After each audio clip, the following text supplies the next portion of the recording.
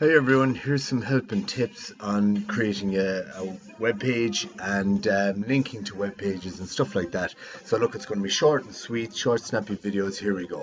First thing I'm going to do is I'm going to get rid of this link to the style sheet, and that is very important. I will be coming back to that later on, but I'm just going to remove it for the moment.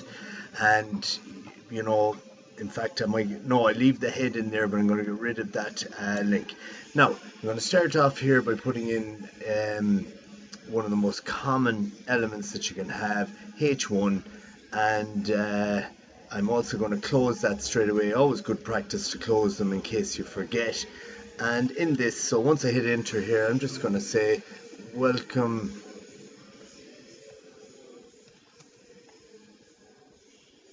IT class, or something strange, stupid like that. But I'm just getting across here a few things. I'll explain them as I go along. Here's the next one's a paragraph tag.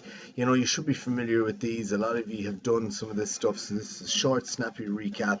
So in the paragraph, I'm going to say, hope you are keeping well. And then I'm going to go down here and put in an anchor tag. And in the anchor tag, I'm going to keep it provide no attributes for the moment and just go hello. And again, I'm going to put in another anchor tag.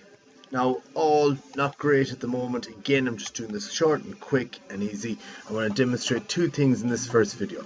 The first one is that these are all different elements: the header element, paragraph element, anchor tags they're called also instead of elements. But what you'll notice here is this fella, the header element, is what's known as a block element in HTML. Paragraph is also a block element, and this will become easier to understand when I show you an anchor.